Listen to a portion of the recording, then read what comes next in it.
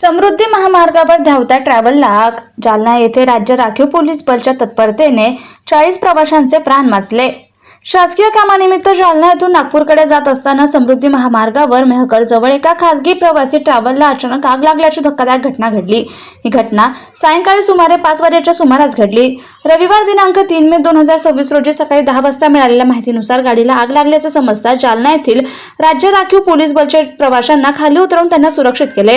राज्य राखीव पोलीस बल गट 3 जालना येथील पथक मेहकर मार्गाने नागपूरकडे जात होते. त्यांनी प्रसंगावधान राखत तात्काळ शासकीय पोलीस वाहनाचा सायरन वाजवून संबंधित ट्रॅव्हल थांबवली आणि त्यातील अंदाजे 35 ते 40 प्रवासी, ज्यामध्ये महिला, पुरुष तसेच लहान मुले यांचा समावेश होता, यांना सुरक्षितपणे बाहेर काढलं.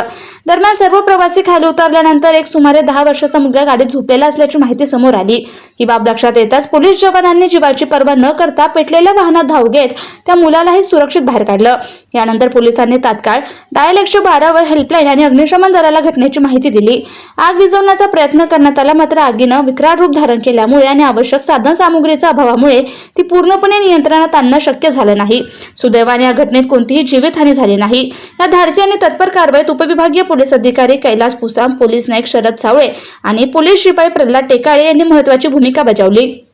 या घटनेत सुमारे 40 प्रवाशांचे प्राण वाचवण्यात पोलिसांना यश आलं असून त्यांच्या या शौर्यपूर्ण कार्यामुळे वर्दीधारी दलाबद्दल अभिमान व्यक्त केला जातोय.